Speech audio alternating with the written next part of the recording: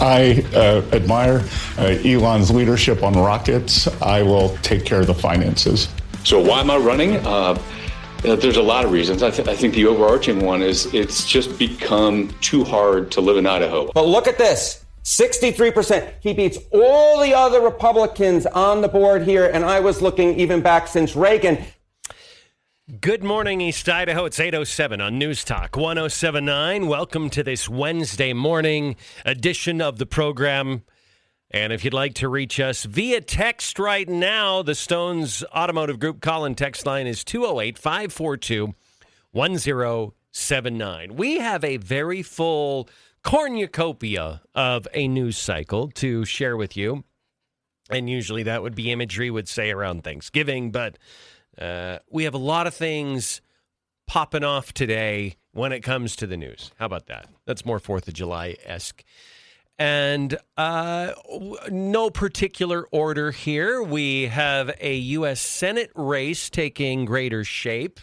Todd Achillies, you may recall, was one of the chief architects of Proposition 1, the ranked choice voting effort in Idaho that ended up failing.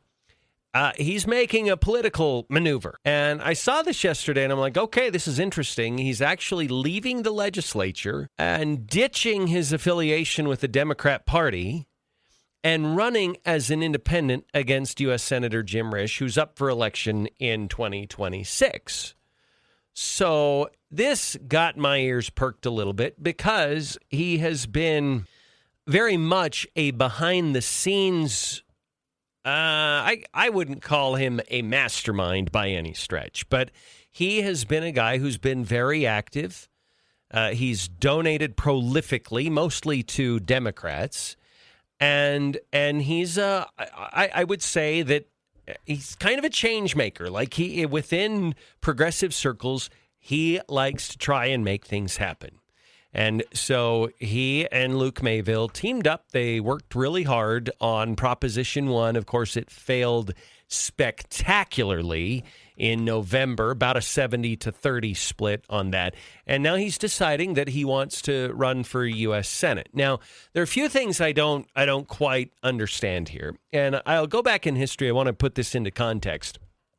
If you talk to Senator Risch, if there's one thing I'm going to predict here, every interview now in which we will ask him about his political race coming up, he will talk, and I think part of it is out of respect for his opponents. It's a bad look to diss them publicly.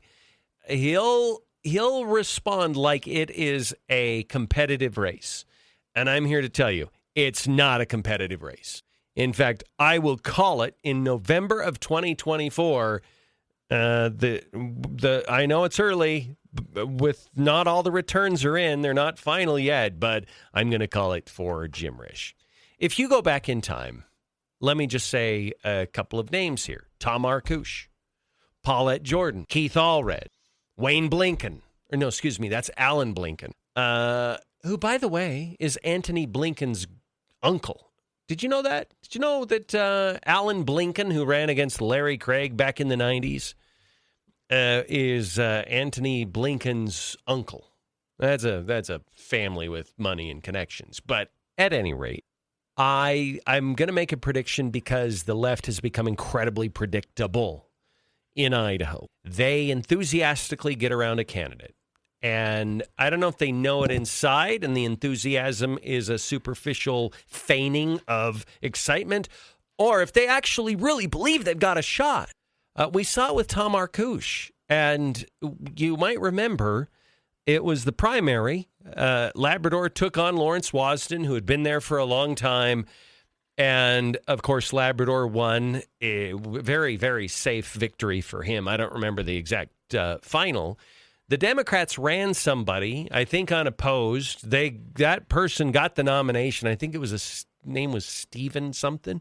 Anyway, but then they realized Stephen something can't beat Raul Labrador in November for Attorney General.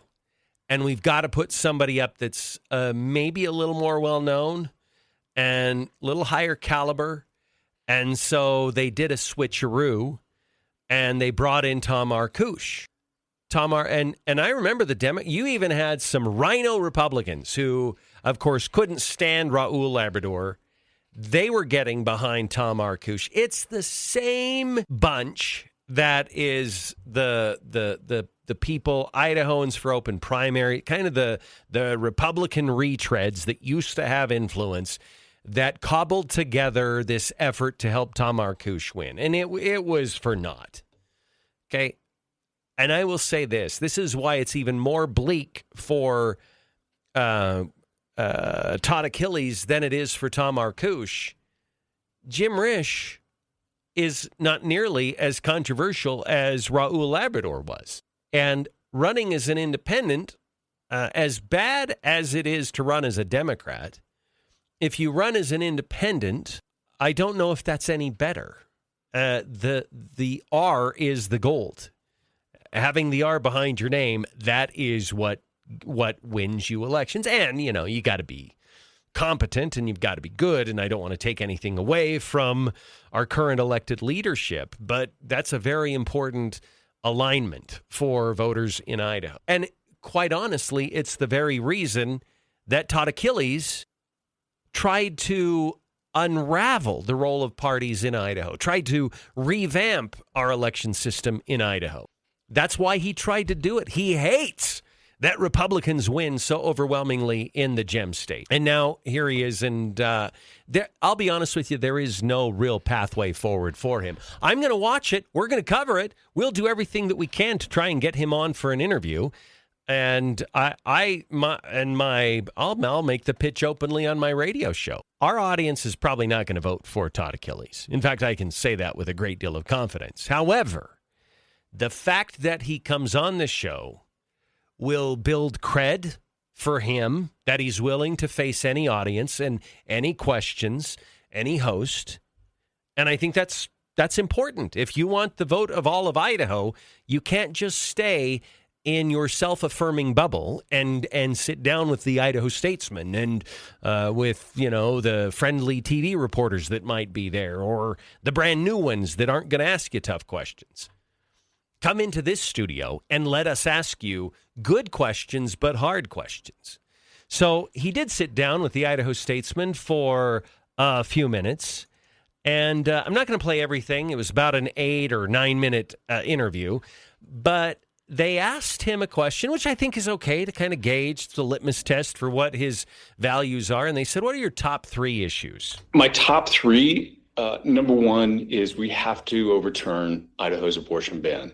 It is the biggest threat to the state. It's not only an unconscionable restriction on sort of women's freedom to make their own healthcare decisions, but it makes it riskier to start families. Students don't want to study here. Companies can't hire. It has all sorts of ripple effects. And so we have to fix that. That's priority number 1. And number 2 is on housing.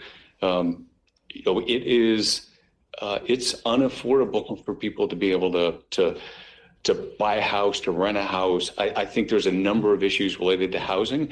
I've been doing some research in the rental housing market. We have Okay, so he talks about housing and how it's unaffordable.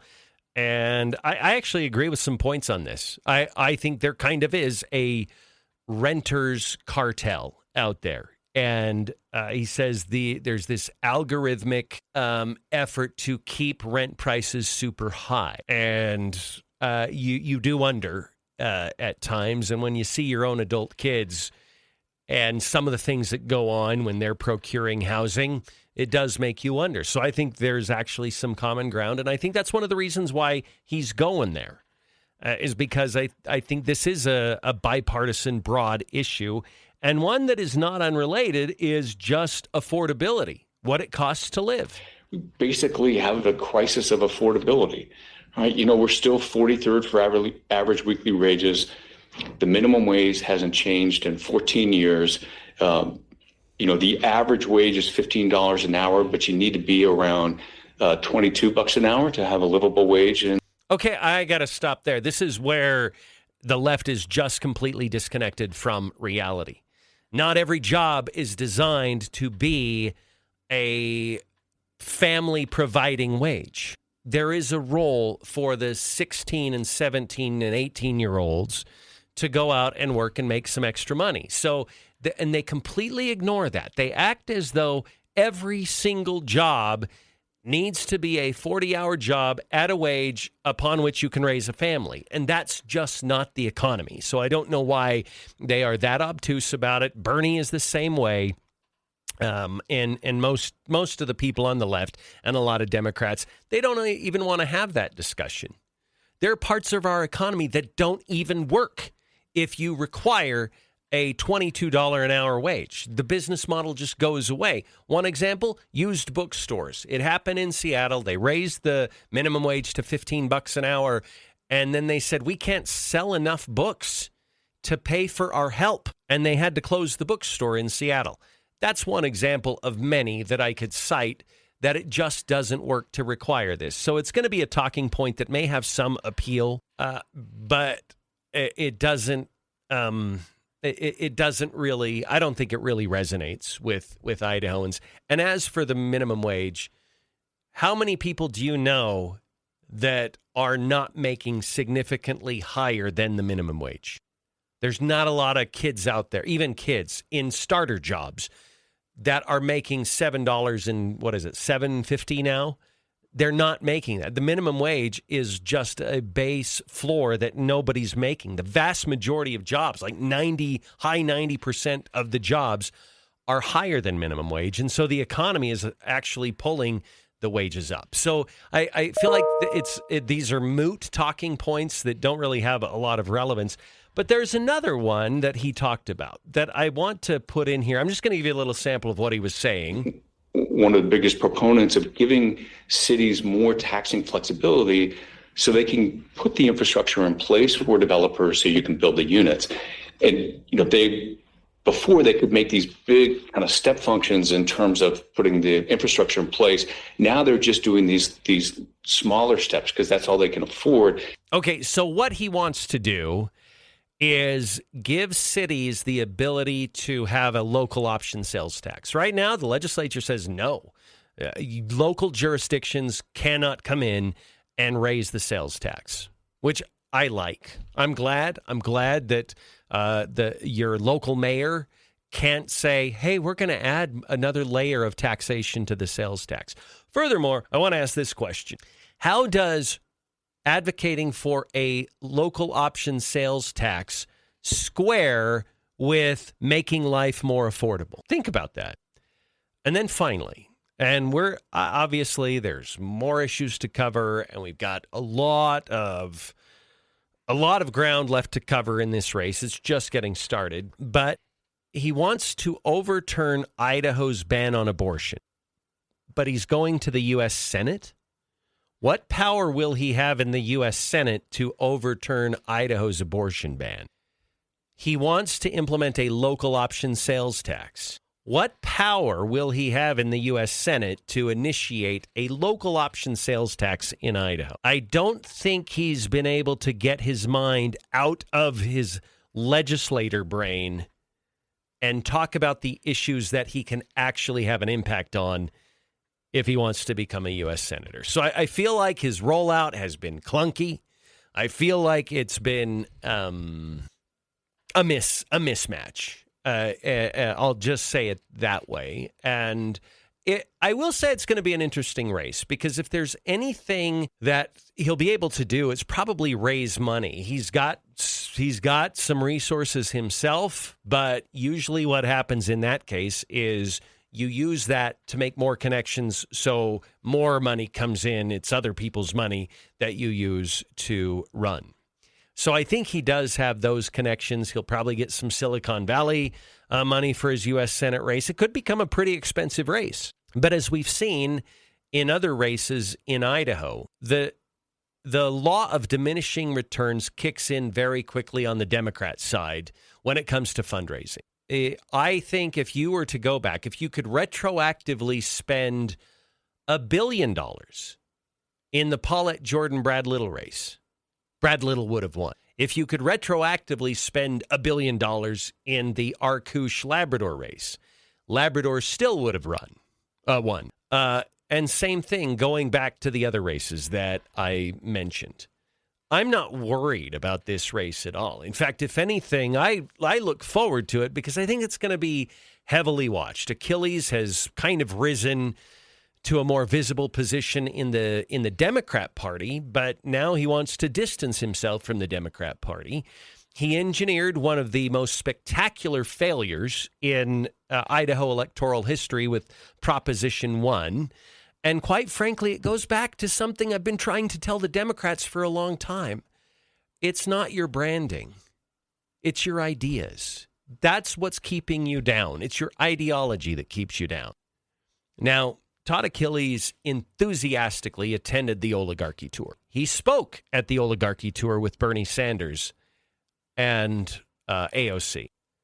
I would just say to that, his speech at the Oligarchy Tour handed Jim Risch's campaign strategy on a silver platter. You just gave Jim Risch every bit of ammo that he's going to need in order to defeat you pretty spectacularly. But it will be interesting to watch. I will say it's going to be an interesting race, even though I don't think the outcome is even close to being in question. So, having said that, it's 8:24, and what that means is we have to take a commercial timeout and charge confiscatory rates of our advertisers and make some money. And we'll be back after this on News Talk 107.9. Yeah, channeling Rush Limbaugh there on purpose. 8:29 on this Wednesday on News Talk 107.9. It's Neil Larson along with Julie Mason. Julie, you are our true crime correspondent, and we have some breaking news. Yeah, we're seeing headlines right now that say Sean P. Diddy Combs has been acquitted of his most serious charges. Now, there were several counts, and racketeering was the first one. There was transportation to engage in prostitution. He is guilty on that one. So he's not guilty on racketeering. He is guilty on basically being a pimp. And you're not, I mean, it is a federal charge, but this is a very small win. Wow. For the federal government. Okay. And by the way, this is the same jurisdiction that produced the jury that found 34 felonies on Donald Trump on a law they couldn't really identify. Mm-hmm. That they had to actually alter a little bit in order to make it a felony instead of a misdemeanor. Okay. Yeah. Crazy. All right. We actually have a caller. He heard the monologue, and I talked about this this Democrat pipe dream of raising the minimum wage, fixing everything. So let's go to the phones. Pano, how are you this morning? I'm fantastic. How about you? Good, doing well. I want you to concisely tell the story that you told me during the break. Okay, so as an 18-year-old, I made $6.85 an hour in California. California's cost of living then was similar to what we have now. To make it work, I had friends. We went in on a house together. We split bills, and we learned how to manage our money. As I got older, I made more money and more money. Started a family, made more money. I make good money now. If minimum wage goes up, I will get demoted because I won't get a raise. All the teenagers will get a raise. I mean, my kids make more money than I made at their age. But all in a nutshell, go ahead. Yeah, go ahead. You were getting right to the end there. I don't want to steal that away from you. So you go ahead. We'll be back after a quick break. Hey, it's Brad from Now 105.1 and QP99. I'm in the studio here. I love our studios, by the way. Ranger Rick back there. There's Neil and Julie doing their thing. Hey, when you want to advertise on the radio, what do? You call the radio station, right? But what do you do when you want to advertise on Facebook and Instagram and Hulu and Disney Plus and Peacock and the other TV streaming services? You can kind of click around on them and make guesses or read books or take courses online on how to do that advertising. Or you could call us at the radio station. At Sandhill Media, we take care of your local radio and digital marketing. So reach out to us at sandhillmediagroup.com and we'll make sure that your message gets heard and seen wherever your customers are. in a nutshell, once everybody on the lower end starts making more money, I will make less money. I will get demoted. I make good money now. But as minimum wage goes up, I get closer to making minimum wage than I do now. So, and I'll ask you this, like I don't know the answer, but I really do. So the people who maybe are making a little more and might be close to and raising a family and trying to make it work, they're less likely to get that raise because we're going to give 15, 16, 17-year-olds another couple bucks an hour. So we're actually furthering the problem that they say they're trying to solve by raising the minimum wage. Oh, absolutely. Do you remember when minimum wage went from $5.15 to $7.25? Yeah. And I was actually making probably $7.25 at the time, and I was making more than minimum wage. And then we made minimum wage when they passed the law. So I got demoted. I made less money. Yeah. And as you know, when minimum wage goes up, the cost of everything else goes up. Mm-hmm. Therefore, we get demoted. And that's you, me, and a lot of the listeners on the show. We're going to be demoted when minimum wage goes up. Yeah. That, you know what? It's a great point. And it's a feel-good idea, but when you think about its real-life application, there are lots of unintended consequences all over the place with it. So, massively. Yeah. So, hey, thank you for taking my call. You bet. Pano, thank you for telling your story. He waited on the line for quite a while, too. But he had a great point, and it was concise, which we love. Yeah. And he's exactly accurate, which is the person who has put in the time, become more skilled, their wage is going to stay the same. And then the person who is the low-skilled worker, said with all kindness. Yeah. That's what minimum wage is. It's the low-skilled worker, whether they're 16, 22, whatever. Yeah. They're going to be getting the bonus, and they haven't increased the skill or done the time. Right.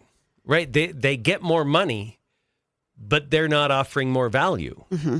So, look, I'm going to get hate. Well, we should have been paid more all along, blah, blah, blah. Okay. Probably. Well, maybe. Probably. But there are some industries where that's not even possible. Mm-hmm. Like if you raise the cost of labor so high that it raises the product higher, if in the case where people aren't going to pay that much for the product, your business model goes away. Mm-hmm.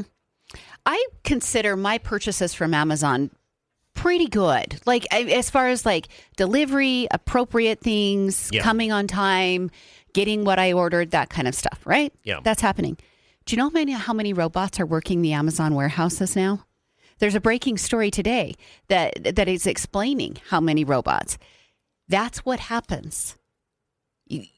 When you price out human beings, when you make them so that you're going to make an employee, force an employee to pay so much money to employ a human being, they're going to find another way to do business.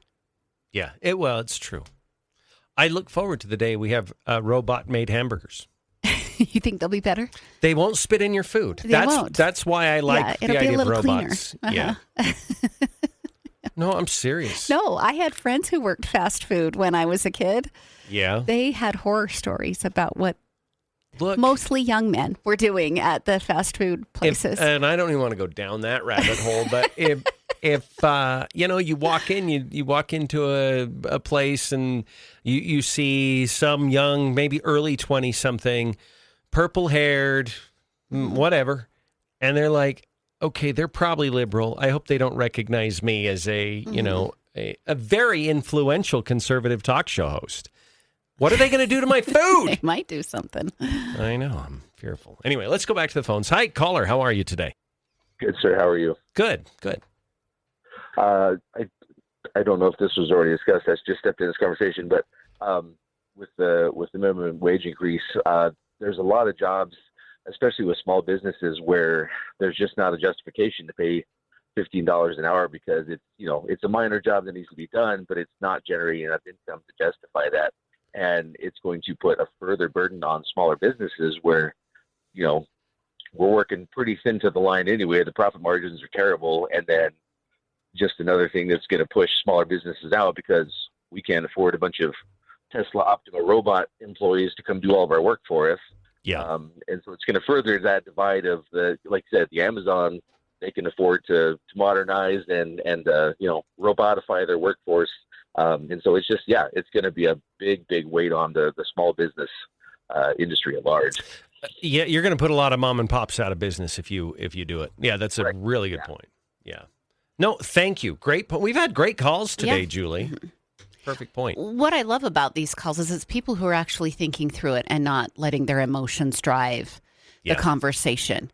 If we're only going to allow emotions into the conversation, of course I want that 17-year-old kid to have more money. That feels good, right? That would be great. It's a dream. It can't happen. Yeah. There are all these other factors that you have to put in motion in order for that 17-year-old kid to get paid. Those things have to be considered, and you need to do it in a non-emotional way. Is this one of those? And there's a lot of unicorns in terms of ideas coming from the Democrats. This is one of them. And I feel like, why don't we just pay everybody $1 million an hour? Everybody goes out and works for a couple of hours, and they have their retirement paid for. Mm-hmm. Let's just do that. There you go. It's a dream. We can make it happen. I mean, let's just go all out. Big. Right. Why do we force these kids to work these hours when we could have their retirement guaranteed by this afternoon? Yeah, you could. All right, in their dream world. Let's go to the fun. This is so much fun. They pay us for this, Julie. Let's go to the next call. Welcome. How are you today, caller? Good. How are you? Good.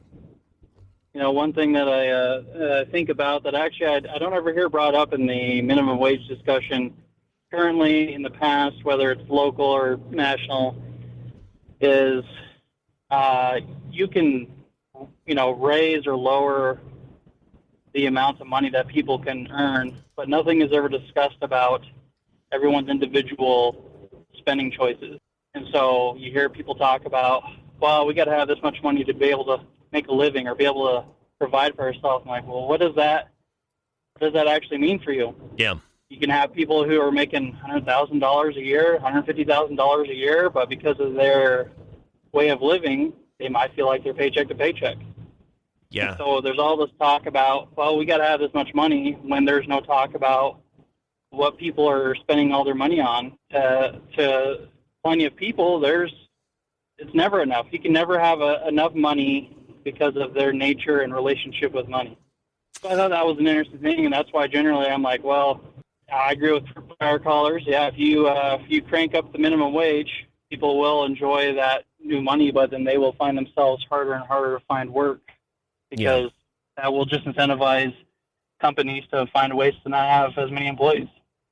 Well, the conversation that the first caller, Pano, and I had off the air, he talked about how, and I think he used the term rite of passage.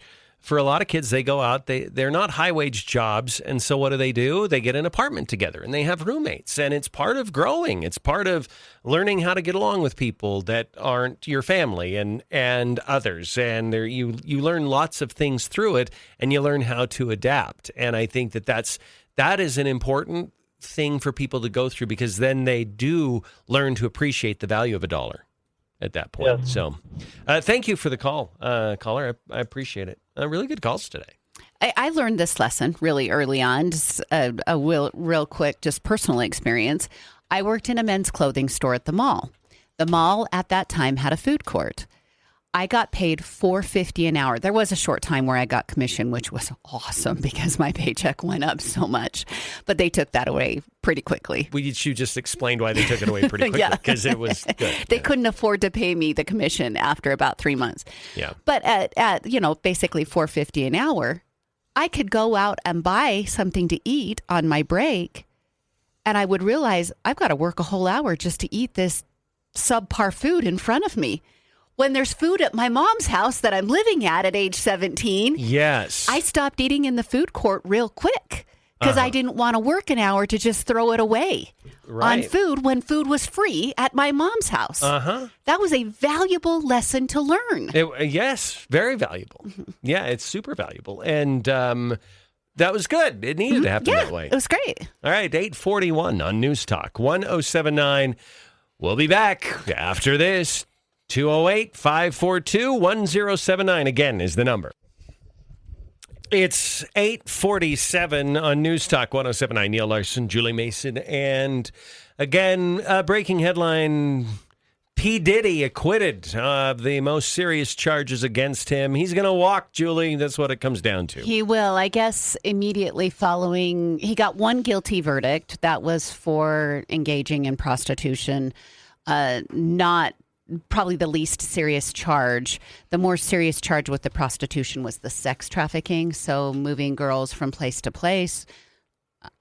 Honestly, in Diddy's case, there was young men too, but he was found not guilty of that. So he's not going to serve any more jail time. He's been imprisoned this whole time, and so he's definitely done above and beyond the sentencing for what he would get. So they are asking immediately for him to be released. The judge is going to rule on that and decide if he can go now or if he wants to, examine this a little bit. Or it might be a she judge. I'm not sure. Okay. I mean, obviously, the reputation of Sean Combs is bleh. Mm-hmm.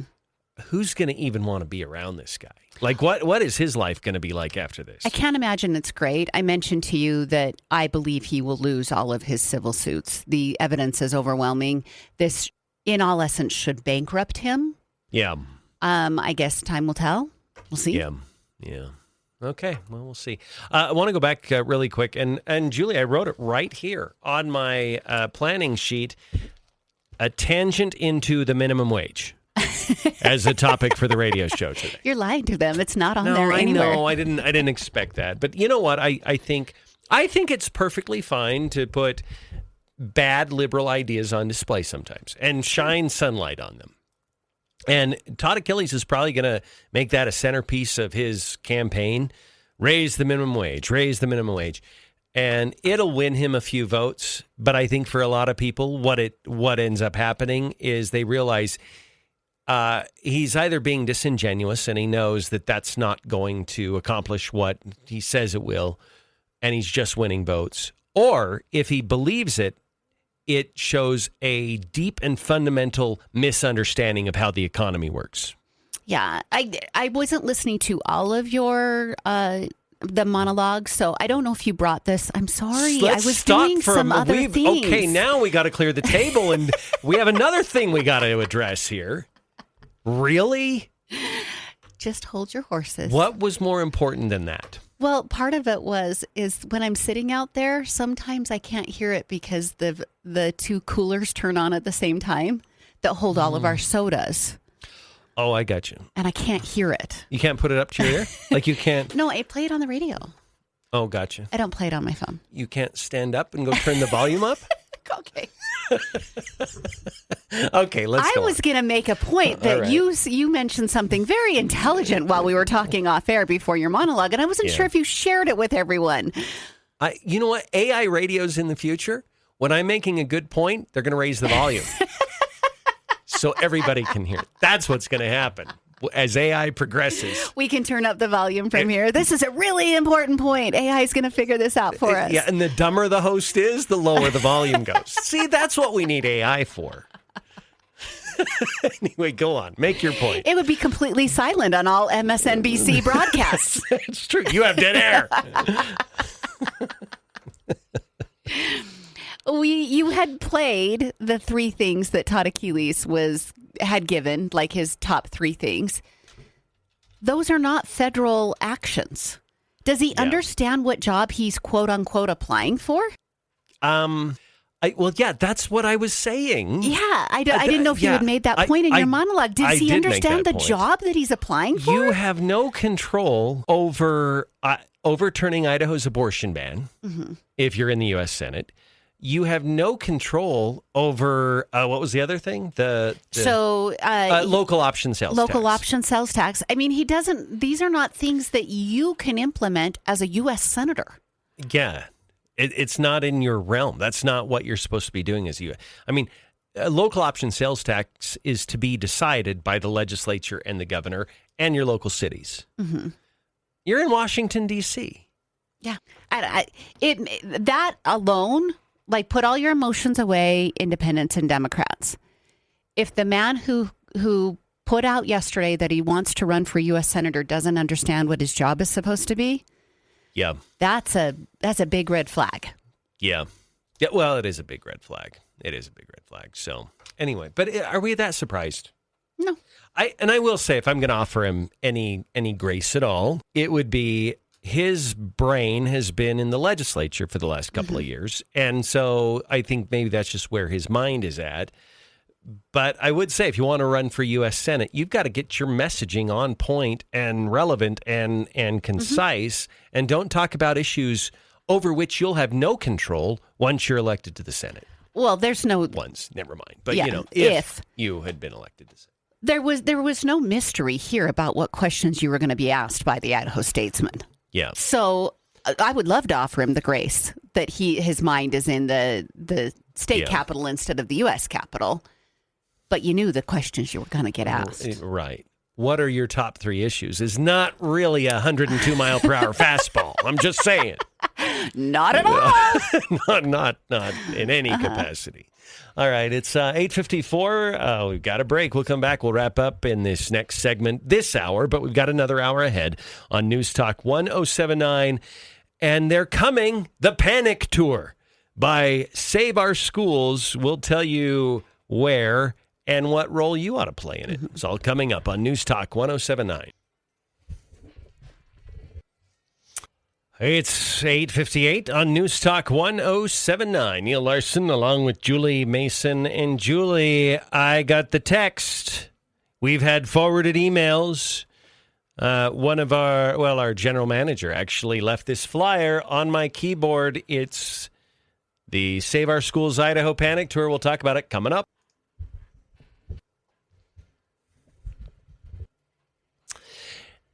(9:07), welcome back. It's hour 2 of the Neil Larson Show on this Wednesday, and our number is 208-542-1079. And we have, Julie, a shot on Fox News of the Ada County Courthouse, building we've been through a few times, watching the Valo Daybell track. By the way, you'll appreciate this, Julie. Did you ever watch any of the interview with Lori Valo Daybell that I still have not. the other day? No. Somebody snuck her some hair dye. Oh, okay. Because you know how she was going gray? Yeah. That wasn't the case. So, okay. Yeah. Well, good for her. Anyway. Yeah. Now you're going to watch. Huh? No, not really. I'm probably not going to. Yeah. Real quick, I'm going to say this super fast. Somebody is asking in the text line, why are they offering Brian Koberger a plea deal? Don't they have enough evidence to give him the death sentence? Okay, I'm going to be really very fast and very emotionless. This is all said without emotion. There's multiple reasons why it's a benefit to not go to trial. It's a sure verdict. It's done. It's over with. It doesn't cost the state money. It's less expensive to house a regular prisoner, a general pop prisoner, than it is to house someone on death row. There is no appeals process. It also salvages the reputation of Latah County because they were going to be skewered through this. They did make some missteps at the beginning of the investigation, and that was going to be on full highlight. I just gave you 5 reasons. There's more than that. Yeah. Those are non-emotional reasons. We're not talking about the feelings of the family or anything. That's just why those are some of the reasons why they would do it. Okay. Can I ask some follow-ups? Mm-hmm. Do you believe that Latah County screwed it up badly enough that it could have jeopardized getting a guilty verdict in this case? I don't think so. I think they still would have gotten the guilty verdict. But maybe problems on appeal? Problems on appeal are very possible, especially with the way that they discovered who the DNA belonged to. Yeah. How much, and I'll ask this, again, I'm going to ask this unemotionally. Okay. Because I have some feelings about whether or not they should have done this too, but I want to ask this in an unemotional manner. How much of the upset is over, we've been going through all of this for what has it been, a year and a half now? 2022 was when these murders happened. Oh, so it would be 3 years. In November. So 2.5 plus years. We've been going through this with the anticipation we were going to have a trial. And all of a sudden, that expectation, that anticipation, suddenly it gets blown up. It's not going to happen anymore. Yeah, I think there's a part of that. I think that would factor into it. Yeah. I also think that it's going to be incredibly disappointing for people to not know all of the details, and I don't believe Brian Koberger is going to share those details. Yeah. Kaylee's dad is really adamant that he wants to know where the murder weapon is, where he disposed of it at, things like that. I don't think we're going to find that stuff out. Now, we could. I don't. It's not part of the plea deal, and I don't think Brian Koberger is going to offer that up voluntarily. Yeah. Tough deal. Really tough. So, yeah, I think you're not wrong about that. No camera. Well, no, there have been cameras in the courtroom with this, but not live video, right? No, With the yeah, Koberger. and I don't know. I don't believe that this is televised today, but I could be wrong. Okay. This will be the first time we probably hear Brian Koberger speak. If you remember, the other option, the other time that we had the opportunity for him to speak, he stood there and said nothing. And the judge entered. This was up in North Idaho before it was moved to Ada County. And the judge entered his not guilty plea for him. Yep. We have yet to hear Brian Koberger speak. He will have to answer if he has accepted this plea deal today. So it will be the first time you hear him. Yeah. Okay, Julie, let's talk about. I can't decide the Panic Tour, the Education Apocalypse Tour. Like what? I kind of like Panic. I like the Panic Tour. Yeah, I like it. It's short. It makes you wonder what's going on. Yeah, like it's kind of a like a grabby kind of word. So we'll just call it the Panic Tour. And American Falls coming up Monday, July 7th. From all of these, by the way, are from 6:30 to 8 p.m. So I'm not going to repeat that over and over again. But I want all of my listeners to hear this because I do believe, and I'm going to preface this, and I'll probably say it a lot between now and when these take place. Be civil. Okay, you only undercut your own argument if you go up and if you get into y'all are morons phase. Don't do that. Show up, be civil, be kind, but be armed with some really good but firm questions for the panelists. And now, you know what? I don't mind that the panelists are going to know if these questions are coming. But all of these are from 6:30 p.m. to 8 p.m. in American Falls, Monday at the Power County Senior Center. That's Monday. July 8th, a Tuesday, Idaho Falls will have one at the waterfront at Snake River Landing. In Rigby on Wednesday, July 9th, at the Jefferson County Courthouse. So drive safely to that one. In Rexburg, Save Our Schools Town Hall will be on Thursday, July 10th at the Madison Senior Center. In Blackfoot, that will be Monday, July 21st. So they're going to take a week off. Monday, July 21st at the Bingham County Senior Center. Tuesday, July 22nd is in Pocatello at the Pond Student Union Building at Idaho State University.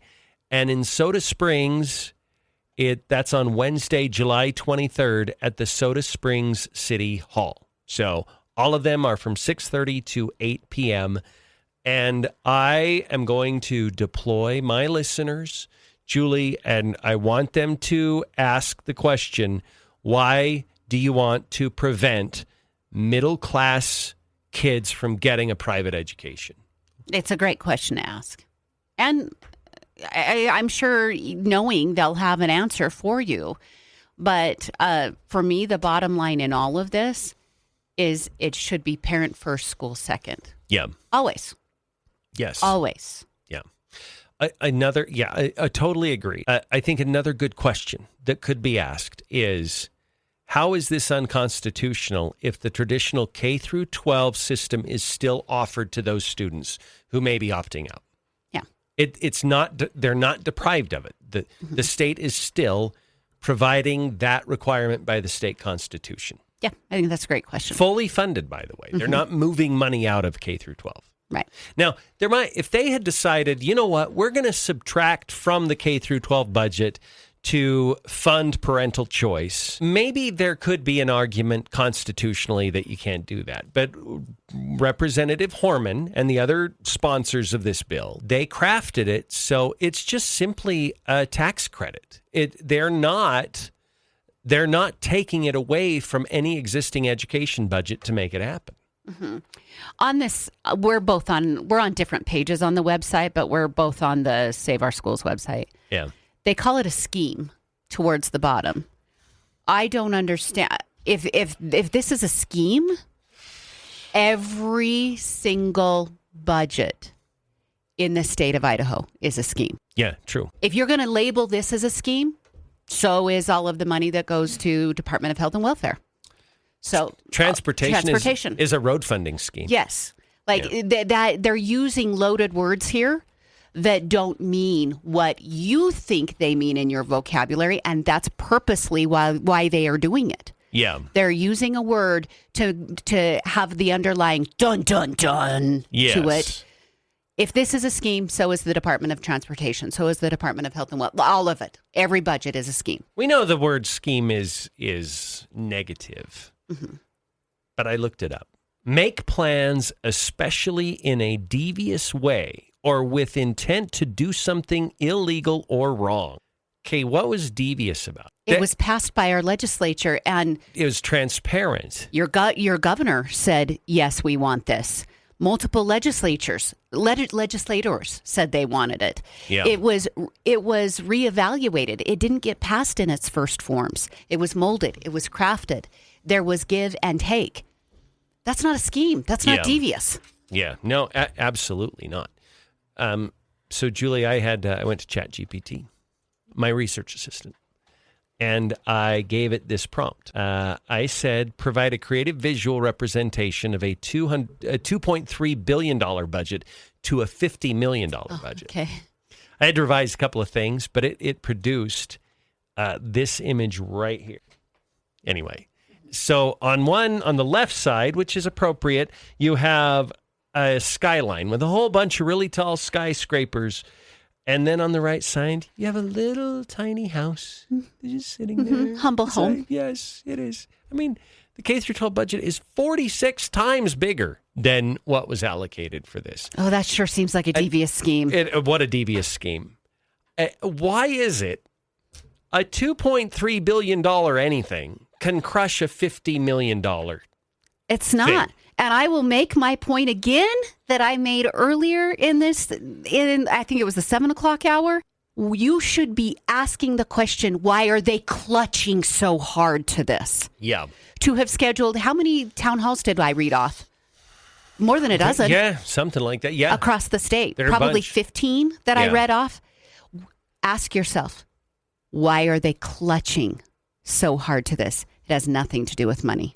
Yeah. It's all about control and control of your children. Yeah, it is. I also think this was another interesting dynamic that we had, Julie, where you had these lawmakers, most of whom lived in the more populated areas of Idaho. I don't know if we have a lot of urban areas in Idaho, but more populated, larger cities. And they say, well, this is going to devastate rural schools. Well, if you look at the rural lawmakers, they all voted for this thing. Mm-hmm. Yep. Not all necessarily, but I would say, why don't you let the rural lawmakers fend for their own districts? You don't need to, by proxy, look out for the rural areas of Idaho. They've got their own lawmakers that can debate and argue and introduce amendments and in the end vote yes or no on this thing.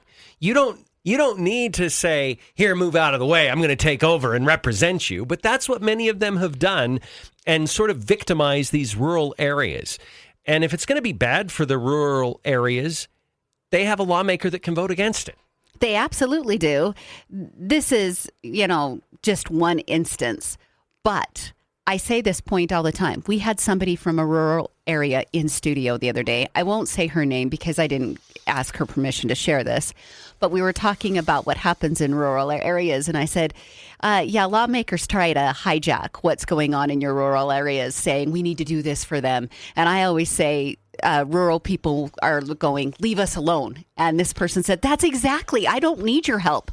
I live rural because I want to be rural. Yeah. Leave us alone. You know what, Julie, we could do a flash poll right now and ask our rural listeners, do you need the big city lawmakers to speak for you? Yeah. Do you need them deciding what's happening in your cities? And Is that what you want? Yeah. I can't imagine what it's like for them to hear some other lawmaker from a bigger city that's not even representing them speaking for them. Yeah. It's what the left does with race and gender and everything else. It's a hijack mission. Yeah, it is. It's not entirely unlike a federal district judge issuing an order for the whole nation. Yeah. Okay, now I'm stretching. This is a great question, and I actually don't know the answer to it, but maybe you do. Someone sent in a text, and where's the money coming from to fund Save Our Schools? Is it an out-of-state organization? Does it say? Okay, this is Jeff Thomas's. This is his organ, but I don't know. We can look on the secretary because I think they are a PAC. Okay, we'll do some digging and try to get that answer. So yeah, we will. And in fact, we've got to take a break right now. Okay. 208-542-1079 is the number if you'd like to call us or text us here on the Neil Larson Show. Okay, let's see. Let's first go to their website and see what the fine print says, like who they are. It's an Idaho 501c4, Save Our Schools Idaho. So let's go to SOSidaho.gov, Sunshine, Idaho Campaign, Finance. While you're looking that up, there's several people on Facebook who scored tickets because we had so many to give away to the Chuckers game. I will be at the Thursday game. So if you see me there, make sure you say hi. Yeah. Menu 501c4.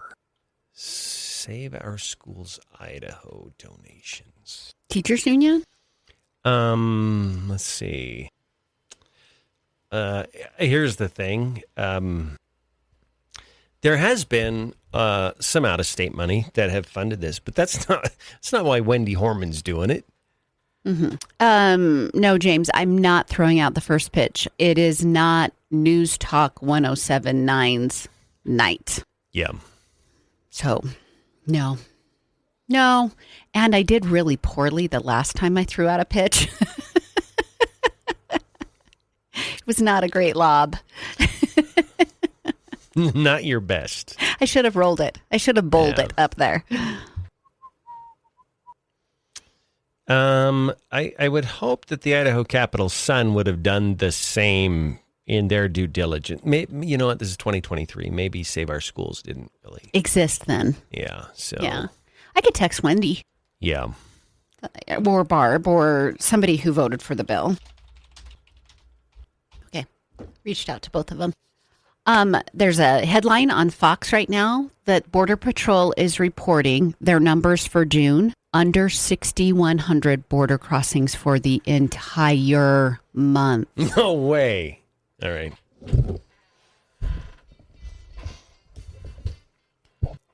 $9:26. We're back. 208-542-1079. That is the number. So their direct donor list is not publicly disclosed. So we don't know who's funding Save Our Schools Idaho. We do know it was founded by some retired Idaho public school leaders. So, yeah, what's up? I did get an answer. Yeah. Okay, they're they're sending us a news article that links who they believe it comes from. So we'll share that when I get it. Oh, okay, great. Let's see. There has been some national money that has come in for school choice because it's a big issue. Oh, sure. And can we reverse engineer why this is a big issue? Why is it that parents want other options for their kids? I think part of it, this is a total curveball, Julie, but I think part of it is we've seen an increase in autism diagnoses, and those kids, whether it's mild or severe, they need different options, right? So I think parents want out because I think we have kids that are falling into special needs or they just need something different. So I think there is that. But I will tell you, I think traditional public education in many ways has done this to themselves because they allowed some of these more, whether it's about climate or race or gender or whatever woke issue you want to bring up, they let that garbage in the door. And when they let that garbage in the door, and furthermore, they allowed teachers as propagators of that garbage through the door as well, that's when parents said, this is not an environment that I want my kid in. I want an option. And so in a lot of ways, the public school system that we have today is not what we had in previous generations, that I think genuinely wanted to just teach kids some basics and, give them a nice broad education. But in things that were just not in play and controversial and sort of undermined the traditional values of kids, of what they were being taught at home, and undermining traditional American values as well. And I think parents are like, I would much rather you spend an hour teaching my kid about financial literacy than teaching my kid about critical race theory or transgenderism or name the woke issue. Socialism. And it's okay to learn about socialism. It's not okay to be the champion for socialism. You should be teaching kids about these various ways to run a country and the ups and the downs and the countries that have failed under socialism. All that's great. But when you're teaching them that that's the way life is better, and you'd be a better person if you accepted that, that's not okay. Yeah. Yeah, it isn't okay. And so there's a reason why there's an exodus. And maybe K through 12 ought to look internally why it is so many parents want to find some other model to teach their kids with. Yeah. Hey, that's a great question. It could be a question you could ask at the town hall. Yeah. Why? Just ask those educators, those superintendents, those people that are there participating on the panel. Yeah. Why do you think parents want to leave? See what they say. Yeah. That's a good point. Can I this is a point that, well, I'll just share it with you. Maybe it'll land well. Maybe it won't land well. They already lost the battle. They already have tried to defeat the lawmakers that they want. How much money was spent to try to defeat Wendy Horman? Massive amounts. The IEA spent gargantuan amounts of money to try and get Sean Coletti elected. It didn't work because Wendy's a good lawmaker. They lost the battle in the legislature. They have lobbyists over there. They have all of that. And Scam Likely's calling again. I'll have to call him back later. You really need to cut ties with Scam Likely. I do. I know. I really need to. But I guess the point is, you're doing these town halls, but the law is already in place. Okay, I was thinking that earlier. Why this push all of a sudden? Hasn't the horse left the barn? Isn't the toothpaste out of the tube? Whatever cliche you want me to say. Yeah. Isn't it a done deal? How about you give it a shot? Let it see how it works the first year around. And then you'll actually have some talking points about the successes and the failures of the program. Because every program has successes and failures. Yeah. No, it is very rare you get something that's 100% valuable, that is 100% without flaw. Yeah. So let it run for a year. Try it. If you hate it so much, then let it fall on its own. I mean, this would be like the Kansas City Chiefs showing up at the Superdome in New Orleans, wanting to play the Super Bowl again with the Eagles. No, you lost. Yeah, there isn't a redo.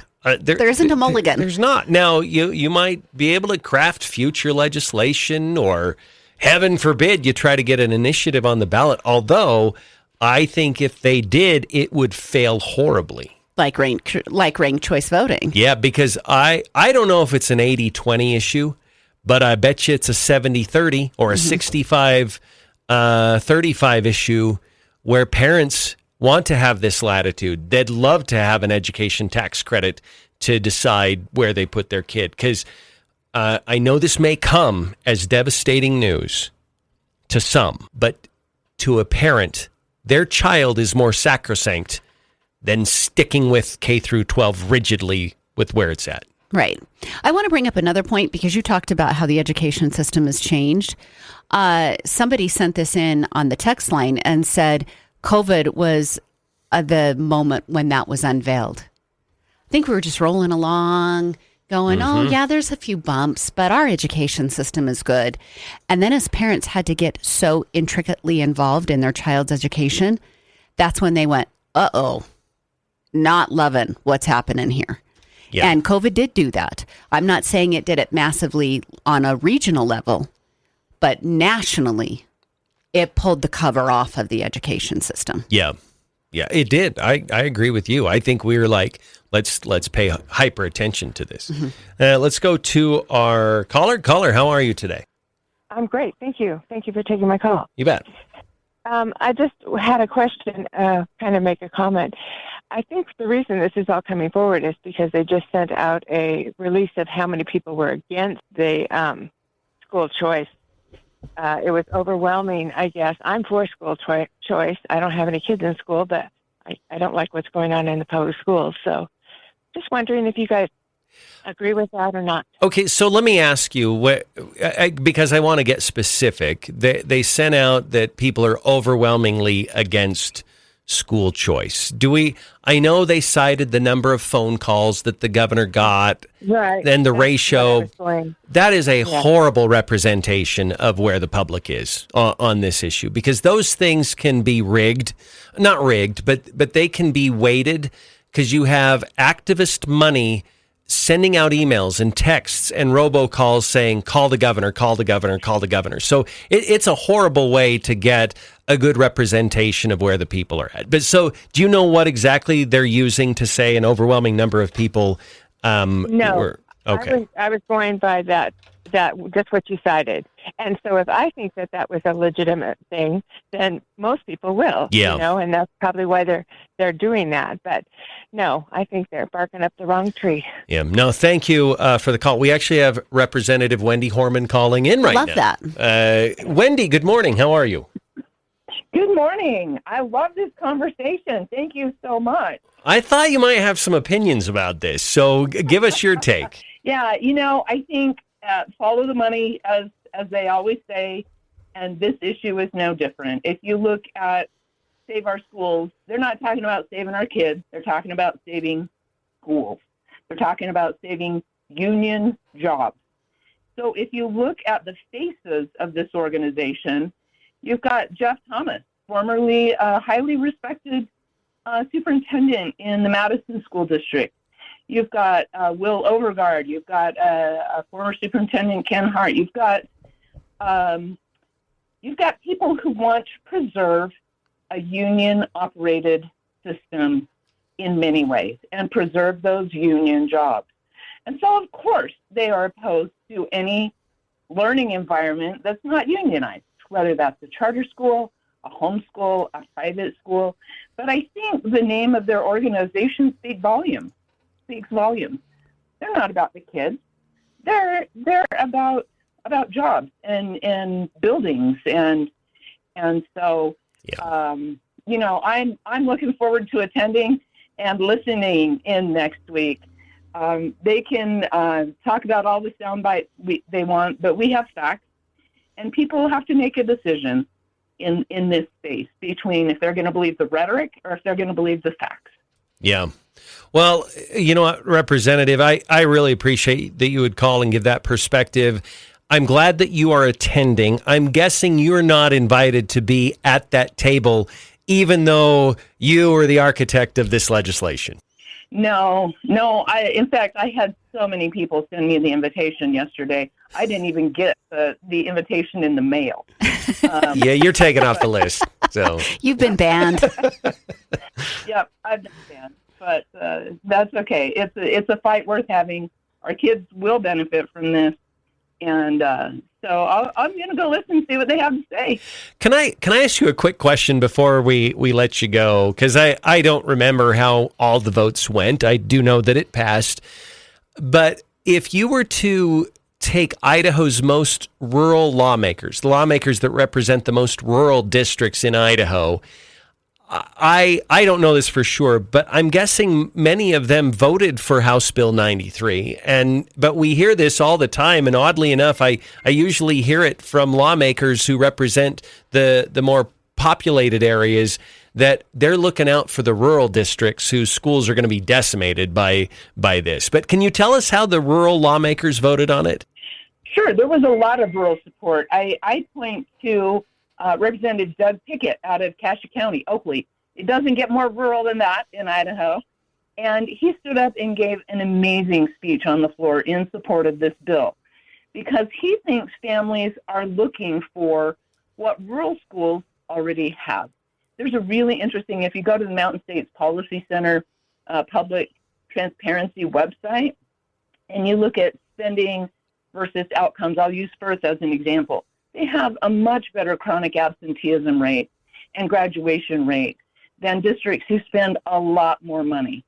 And so his point was, hey, look, rural schools already have in large measure what parents are not getting in more suburban and urban settings. And so that's why he supported it. He doesn't think this is a threat to Cassia County schools in any way, because there's not a lot of private schools there. Maybe they'll use it for online, or maybe they'll start a micro school where, 10 or 15 people or kids are involved with one teacher, and they have some sort of customized, personalized learning structure and schedule that they like. But he sees it as something. It's urban and suburban schools are striving to have something that rural schools already have. And again, you can see that manifest in the data in some cases. And now we have online options where maybe you do have a small rural district, but you can go to IDLA. You can go to hybrid options to get access to courses maybe a rural school doesn't have. You still have access to a lot of variety. Yeah. All right. Wendy Harmon, representative, calling in this morning. We appreciate it. And we are tongue-in-cheek calling it the Panic Tour. So it'll be fun to follow in the coming weeks. Make sure you get a band shirt on Tuesday. Yeah. I'll see what they have there in merchandise. Yeah. Gotcha. All right, Wendy, thank you for calling. All right. 9:40 now on News Talk 1079. We do need to take a break really quick, but we will come back and continue after this on the Neil Larson Show on News Talk 1079. Okay. Did you grab that? All right. No, Okay. but it was 9:34 when she called in. So 6 minutes, 360 seconds. So Wendy called because I sent that joint text to Representative Ehart and Representative Horman. And she, in the text, she said, I'll just call in. But Representative Ehart is listening, and she said she didn't receive the flyer in the mail either. So she's been banned as well. Okay. Even though that's her district. Yeah, right. Have you gotten one? I do believe I got that. Okay. Not yesterday, the day before. I think I don't know if we got it or not. I actually grabbed the mail. It was on the day that I did my 6-mile walk. So as I came back into my neighborhood, my mailbox is actually, because my lot is so big, yeah, my mailbox is kind of a distance from my house. Yeah. It's on the corner of my lot. And so I never go get it, ever. Yeah. But as I was walking back in my neighborhood after that walk, I had to walk past the mailbox. Okay, So gotcha. that's when I grabbed it, and it was in there then. Okay. Well, what do they plan to accomplish? I don't know. Like what is the hopeful outcome of this panic tour? I guess to get people, do they want people to not use it? Is that a potential? They want to have it fail? I actually think that benefits the program to not have it used as heavily the first year, because it will be smaller and more manageable. Yeah. I'm sure that there's others who feel differently about that. So yeah. I understand that is just one take. I don't know. It seems very behind. Yeah. Is there another word? I know. You missed the train. Yeah. It's left the station. Well, I also think, and she laid it out just perfect, this is about saving jobs. This is about the union protecting. But I'm thinking, I do want another question that I would ask after I ask, why do you want to keep middle class kids from getting a private education? Would be, will you point on the dolly where House Bill 93 hurts you? Because if it's your child, your school is still fully funded. And those teachers aren't losing their jobs because they need more teachers. Right, exactly. And if you're a teacher, the funding to pay you is still there. Mm-hmm. So who's losing? Somebody's losing something, or else they wouldn't go to this effort. Mm-hmm. But parents have the full slate of choices that they have. Kids will still have the same schools if that's what they want to keep going to. I mean, I don't know who's getting hurt here, other than the unions hate it. I love that idea that she floated about micro schools. Yeah. One of my girlfriends that went to Nashville with me, I have begged her for at least 4 years to start a micro school. Yeah. She is the perfect personality for it. Mm-hmm. And we actually crunched the numbers in Nashville. Like, we sat down and I said, okay, you get this many students. You only teach from 8 to 12:30 or 8 to 1 every day. So you cut your day. Yeah. You don't feed them lunch. They go home and have lunch. They bring a snack with them. So you give them a break at like 10. They have a snack, and then they go home and have lunch. This is a win. Like, it is. Yeah. She's like, oh, my gosh. Do you think I can do it? I'm like, yes, you can. Yeah. It's all there now. Yeah. We had our troll who said, and I don't think they're still not getting our stuff, but nothing has ever prevented middle-class families from obtaining private education for their children.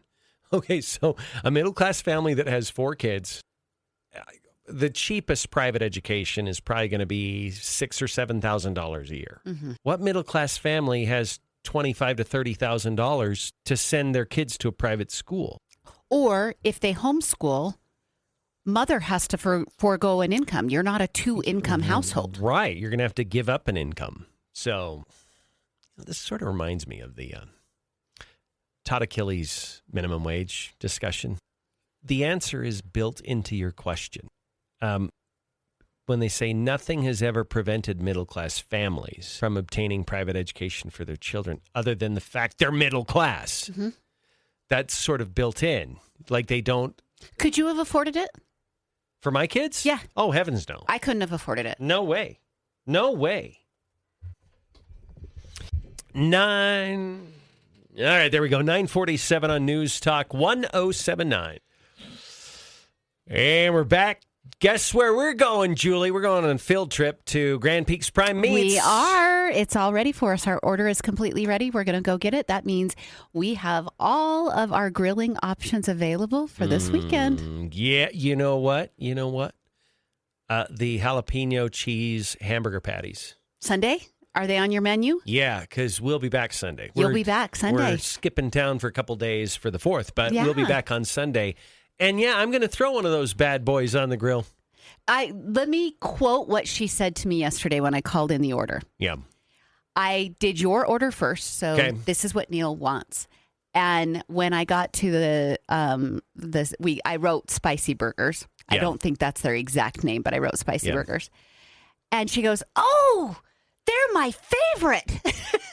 Good. You always ask the house what their favorite is. Yep. So that's good. I'm glad to hear that. I Yeah. can't wait to try it. So Yeah, it's going to be a great meal for you on Sunday. got some ribs. We've got different You cuts got of French beef. dip. Yeah. Yeah. You got some steaks. Yeah. It's gonna be very good. What'd you get? I got fajitas. Oh yeah. I got a roast because their roast is so good. I got some steaks. I got what else was on there? Oh, I got some stew meat because to make steak bites. Yeah. What else did I get?